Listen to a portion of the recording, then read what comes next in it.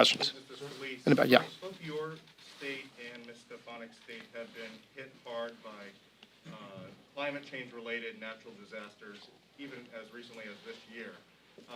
What is the Republican plan for addressing climate change, as you've criticized President Biden for going overseas to this global climate summit? Yeah, well, first of all, we had hurricanes a lot longer than we've had changes in carbon emissions. Carbon emissions have been around since before man walked the earth. I mean, you've seen 10,000 years ago, you can look at the record, and we had warmer temperatures on the earth than we do today because it goes up and down. We've had freezing periods in the 1970s. They said it was going to be a new cooling period. And now it gets warmer, it gets colder. That's called Mother Nature. But the idea that hurricanes or wildfires were caused just in the last few years is just fallacy.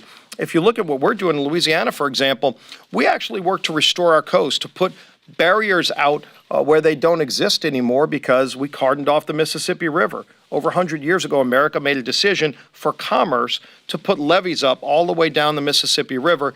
That used to deposit silt all throughout the delta of South Louisiana. You don't have that silt anymore going into those areas to rebuild land because the levees cordon it off and then it all dumps off into the Gulf of Mexico. So what are we doing? We're actually using some of the revenue from drilling. It's called revenue sharing. We use the revenue to rebuild land.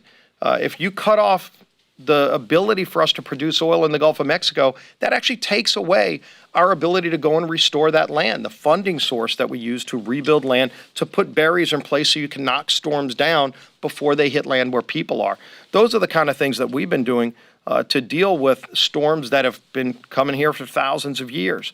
But at the end of the day, if you look at what we've done in America, we were reducing carbon emissions. No country reduced carbon emissions more than the United States of America, and that was when we got out of the Paris Accord.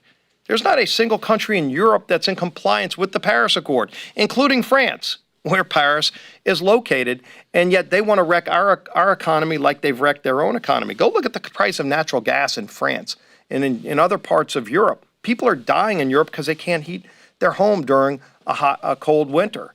And yet they want to do that here in America while exempting China. China's the country that's emitting more carbon. If you want to make things in America or somewhere else in the world, if you want to make steel, for example, much better to make it in Pennsylvania than in China or India. They emit about 5 times more carbon to make the same steel in those countries than if you made it here because we have better standards.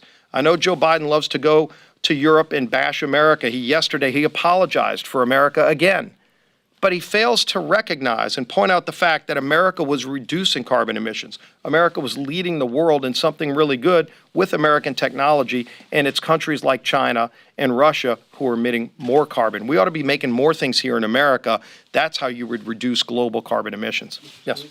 Whip Scalise, And then I'll come to you thank next. much. Taking a look at the reconciliation bill, Senator Joe Manchin came out on the other side of the chamber, came out today and said, or came out yesterday and said that he's not going to support this until he finds out what impact it's going to have economically. House Republicans' reaction to that? Well, you've heard the president over and over again saying there's no cost to this bill. It's laughable. People know when you add trillions of dollars of new spending on top of the trillions they've already spent, that is the leading driver of inflation. People are already paying too much for goods and everything that they buy because of the trillions already that have been spent. If you had trillions more in spending, of course it's going to have a cost. Not the least would be the natural gas tax, which everybody who uses natural gas would pay.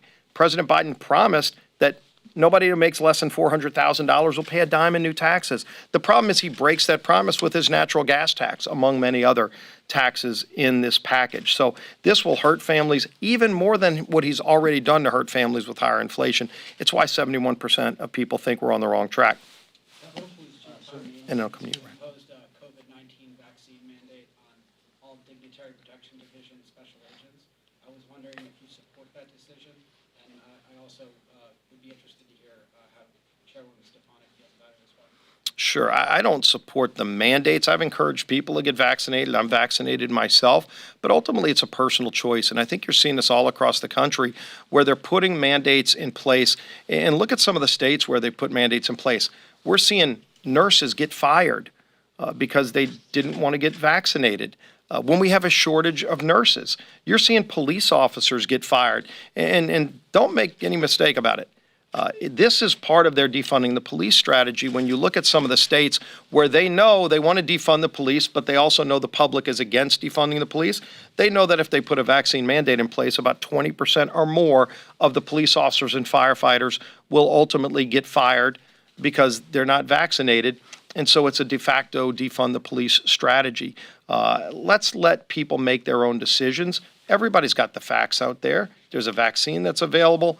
You can get it. I think it's safe to take, and I've taken it myself. But there are also people who have made it clear they're not going to take it.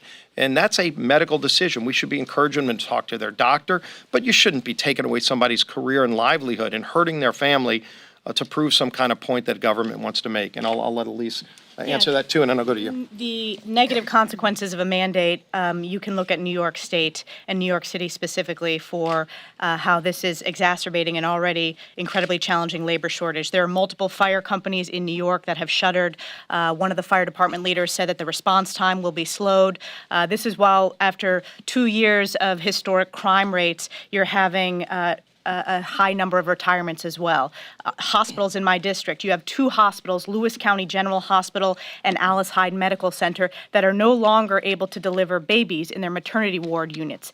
These are rural hospitals. It's important to have access in your community, but because of the mandate and because of individuals who have chosen based upon conversations they've had with their doctor. So the mandates are already, they're already exacerbating and further making worse a labor shortage that we have in this country, particularly with our first responders. Last question. Yes, sir. 2 questions.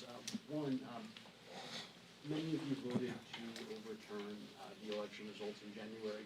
Will you accept the results, particularly you, Mr. Whitman, accept the results of tonight's election in Virginia? And then the second question, you kept mentioning the $450,000 proposed settlement to a lawsuit brought by these immigrants. Are you suggesting that the Biden administration should fight the lawsuit and risk an even higher jury verdict? Is that not a misuse of taxpayer funds to pay more if the jury awards it than settle for less?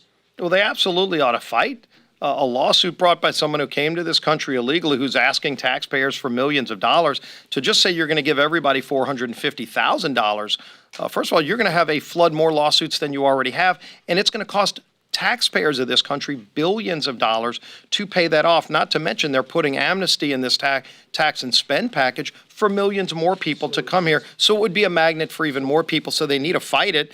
They ought to win the lawsuit. They would win it if they fought it. If they settle, it's only because they want to give billions of dollars away to people here illegally, which again, and I think Elise pointed this out, Gold Star moms, Yvette might have pointed it out, Gold Star moms don't get that much money. 9/11 victims don't get anywhere near that amount of money. So it's offensive to hardworking families that President Biden wants to give billions of their tax dollars to people who came here illegally. I'll let Rob talk about Virginia.